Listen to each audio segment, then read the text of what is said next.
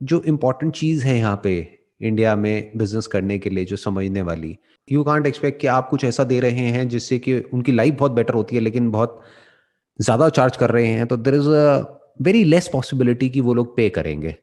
In fact अगर किसी तरीके से आप उनको ये दिखा सकें कि ये खरीदने से उनका पैसा बच रहा है, कितना बच रहा है, बजाय कि उनको कितना देना पड़ रहा है। आप कह सकते हो कि एक बेसिक माइंडसेट हो गया डिस्काउंट का, कि मेरे को कितना डिस्काउंट मिल रहा है, सेल चल रही है। जैसे अगर आप देखेंगे सेल के टाइम पे सारी जो भी दुकानें होती हैं सब जगह पे पैर रखने की भी जगह नहीं होती है, चाहे वो रेट बढ़ा करके फिर डिस्काउंट दे दें। ऐसा भी बहुत लोग करते हैं कि प्राइस टैग चेंज किया, रेट बढ़ा दिया, फिर उस पर डिस्काउंट बढ़ा दिया। लेकिन लोगों का माइंडसेट क्या है, ये नहीं कि मैं अभी कितना दे रहा हूं, कितने पैसे दे रहा हूं, वो ये देखते हैं कि मेरे को कितना बच रहा है, क्योंकि सेविंग मेंटालिटी रही है शुरू से ही इंडिया में। बेसिकली अभी ये जो कंजम्पशन की जो स्टोरी है वो नई है, यानी एकदम से लोग खर्चते नहीं है, लेकिन जो पैसे को बचा करके रखने वाली जो आदत है ना, वो बहुत सालों से चली आ रही है, सदियों से चली आ रही है, मतलब इंडिया के अंदर। तो इससे आप समझ सकते हैं कि इंडियंस की जो मेंटालिटी है that is more of a saving mentality rather than spending mentality. तो आपको किसी तरीके से ये दिखाना होगा कि इसमें एक्चुअल में आपका क्या बेनिफिट है इन टर्म्स ऑफ सेविंग, कि अगर आप ये लेते हैं तो देखो, अगर अभी आप लेते हैं तो आपको इतना पैसे का फायदा हो जाएगा। तो ये नहीं दिखेगा कि कितने का नुकसान हो जाएगा। ये देखा जाए तो बहुत अच्छी मेंटालिटी नहीं है, बिकॉज आइडियली क्या होना चाहिए, चाहे डिस्काउंट है चाहे नहीं है, we should look for value for money. जो डेवलप कंट्रीज होती है वहां पर ये मेंटालिटी चलती है, बट हमारी जो इंडियन साइकी है वो ये है, ये मतलब वी ऑलवेज लुक फॉर कि मेरे को कितना बच रहा है। आदमी ये देखेगा मेरे को 600 रुपये बचा, 1200 पे 50% डिस्काउंट, मतलब 600 रुपये बचा, बट वो ये नहीं समझ रहा कि जो तूने 600 रुपये की चीज ली है वो एक्चुअल में 300 रुपये की है, उसकी वैल्यू 300 रुपये की है। So we must ideally look for value for money, लेकिन जो अंदर कोडेड है लोगों के दिमाग में वो है बचत। तो इसको हमेशा दिमाग में रखना है, और इसी साइकी को ज्यादातर जो भी आप देखेंगे, जो ये मेगा स्टोर्स हैं, सुपर स्टोर्स हैं, या फिर बड़े बड़े डिपार्टमेंटल स्टोर्स हैं, वो इसको बड़े अच्छे से इनकैश करते हैं इस मेंटालिटी को। इनफैक्ट ये मेंटालिटी आपको ऑनलाइन स्टोर्स पे भी देखने को मिलेगी।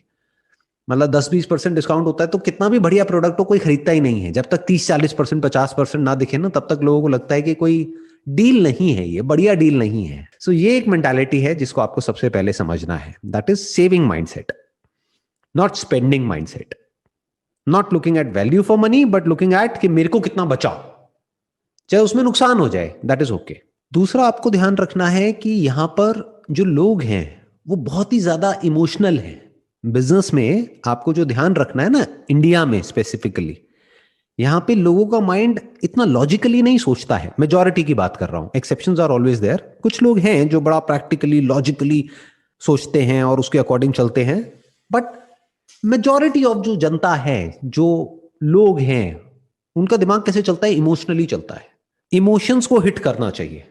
मतलब अगर आप अपने प्रोडक्ट के थ्रू या सर्विस के थ्रू उनके दिमाग को हिट करने की कोशिश करेंगे तो सक्सेसफुल होने के चांसेस थोड़े से कम है। बट अगर इमोशंस को और फीलिंग्स को हिट करेंगे, इमोशनली अगर वो आपसे कनेक्टेड फील करेंगे, तब आपके सक्सेसफुल होने के चांसेस बहुत ज्यादा है। ये अच्छा भी है बुरा भी है।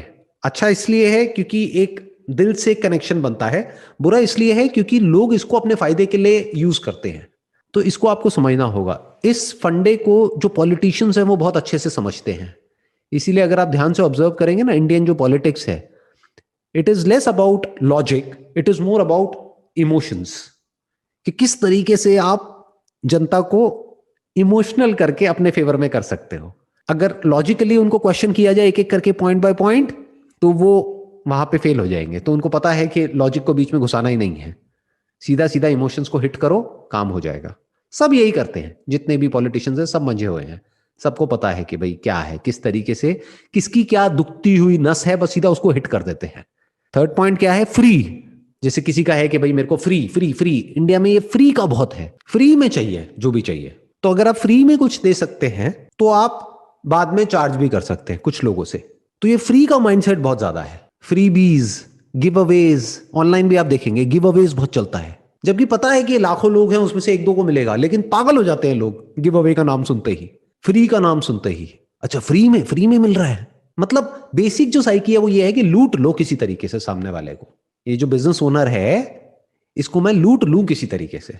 अब ये कहां से आ रहा है ये कहना बड़ा ही मुश्किल है, मे बी एक ऐसा टाइम था आज से कुछ साल पहले जब एक्चुअल में लोगों के पास खाने पीने के लिए पैसे नहीं थे। तब शायद कोई कहीं से गाड़ी आती होगी गवर्नमेंट की, और जो राशन मिलता होगा या कुछ खाने का मिलता होगा, जब वो डिस्ट्रीब्यूट होता होगा, तो जब वो मिलता होगा तो लोग इकट्ठे हो जाते होंगे और किसी तरीके से छीना झपटी होती होगी, और हाथ में जिसके आ जाता होगा वो बहुत अच्छा फील करता होगा। क्योंकि इंडिया में लोगों ने भुखमरी बहुत देखी है। We are still a developing economy, we are not a developed economy.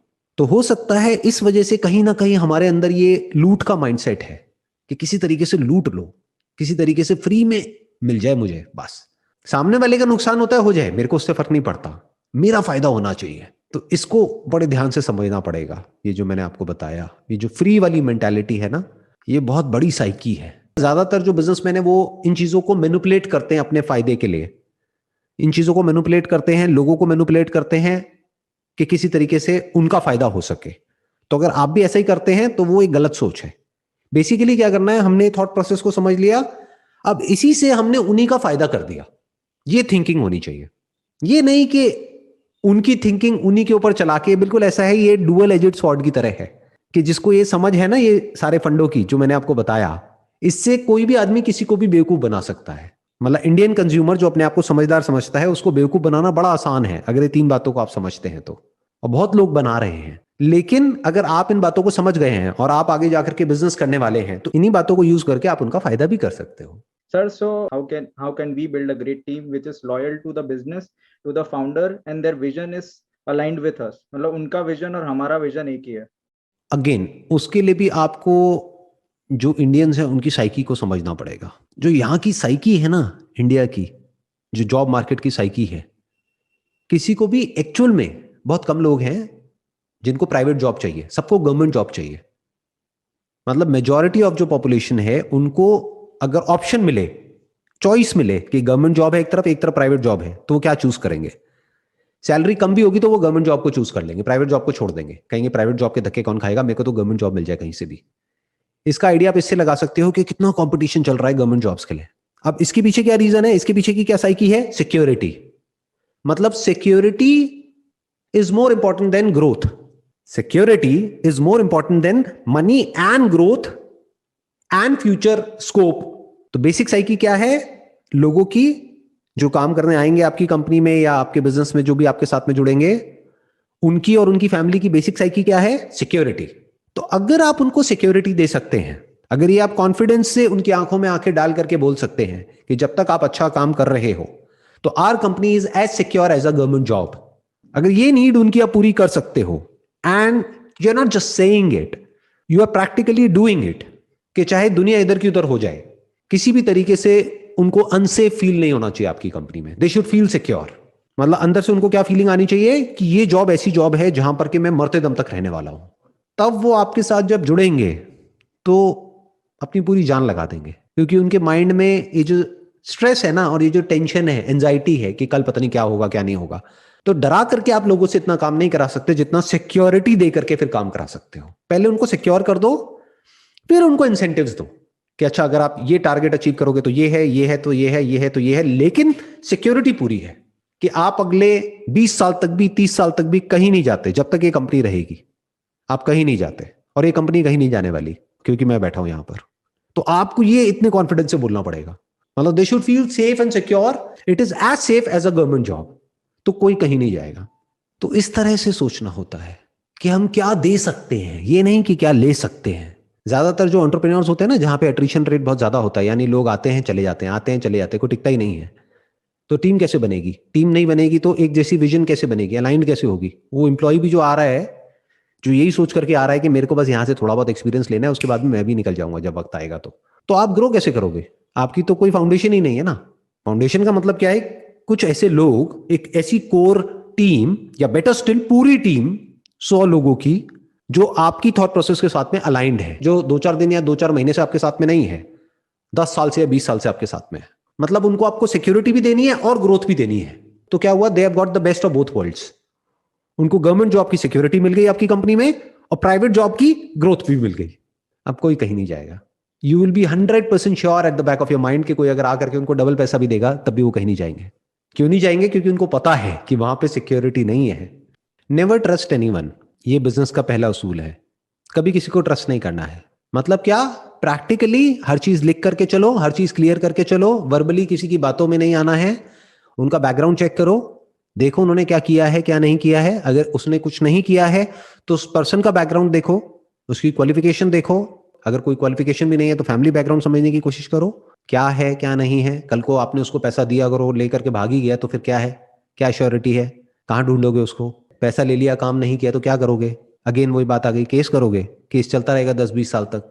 आप केस करोगे, बिजनेस करोगे वही बात आ गई ना। तो नेवर ट्रस्ट एनीवन, प्रैक्टिकल होकर के चलो। पहले शुरू में एकदम से किसी को बहुत बड़ा अमाउंट मत दो। कोई भी सप्लायर है, कोई भी वेंडर है, छोटे से शुरू करो, धीरे धीरे वो ट्रस्ट बिल्ड होगा। धीरे धीरे आपको समझ आएगा सामने वाला पर्सन किस तरीके से काम करता है। फिर चाहे वेंडर हो चाहे आपका कोई कस्टमर हो, कस्टमर पे भी ट्रस्ट नहीं करना है बॉस बिजनेस में, ये ध्यान रखना। क्योंकि यहाँ पे बहुत सारे कस्टमर्स हैं, वही घुमा देंगे आपको। वेंडर फिर भी इतना नहीं घुमाएगा। वेंडर मतलब क्या, जहां से आप सामान ले रहे हो, रॉ मटेरियल ले रहे हो। कस्टमर मतलब क्या, जिसको बेच रहे हो। तो कस्टमर क्या करेगा, कहेगा कोई बात नहीं, दे दो ना, आ जाएंगे पैसे आपके, कहाँ जा रहे हैं। फिर आप उसको फोन करोगे 1 महीने बाद, भाई क्या हुआ मेरे पैसे। वो कहेगा कोई नहीं, और माल भेज दो, आ जाएंगे आपके पैसे, कहाँ जा रहे हैं। करते करते आपने सोचा था 1 लाख रुपए, वो ले लेगा सामान 10 लाख रुपए का। उसके बाद में कहेगा आपका प्रोडक्ट डिफेक्टेड है, ले जाओ उठा करके, और सामान होगा 2 लाख रुपए का। वो किसी काम का होगा नहीं, आप फंस गए। समझे। तो ट्रस्ट किसी पे भी नहीं करना है, प्रैक्टिकल होकर के चलना है, और छोटे से शुरू करना है एक रिलेशनशिप को, फिर धीरे धीरे बड़ा करना है। मतलब पहले उस रिलेशनशिप को टेस्ट करना है। पहले उतना ही ट्रस्ट करो जितना आपको खोने में कोई बुराई नहीं है। मानो 5,000 रुपए 10,000 रुपए का ही ट्रस्ट करो, चाहे वो कस्टमर हो चाहे वो वेंडर हो। फिर जब लगे कि हाँ इस पे 20,000 का ट्रस्ट किया जा सकता है तब करो, वरना मत करो। जैसे अगर कस्टमर को आपने 10,000 का माल दिया है और वो बोलता है कि और माल दो तब मैं दूंगा, तो आपको समझ आ गया ये बेकार आदमी है। तो उसको सीधा बोलो कि भाई ऐसा है, पहले पैसे दे दो फिर माल ले लेना, वरना और आगे माल नहीं मिलेगा। तो डूबा भी तो कितना डूबा, 10,000 रुपये डूबा ना, कोई बात नहीं, बाकी जगह से तो आ रहा है ना पैसा। आपका बिजनेस तो बंद नहीं हुआ ना एक की वजह से। बड़े एक्साइटेड होकर के एक बड़ी सी मछली पकड़ने की कोशिश करी, वो मछली उन्हीं को खा गई। आपका नेट स्ट्रांग होना चाहिए ना। उसने नेट को पकड़ के खींचा, साथ में जो मछुआरा था वो भी आ गया, और सब मछली के पेट में। नेट भी मछली के पेट में, और मछुआरा भी जो उसको पकड़ने गया था मछली को, वो मछली उसी को खा गई। तो ये थोड़ा ध्यान रखना होता है और संभल के चलना होता है।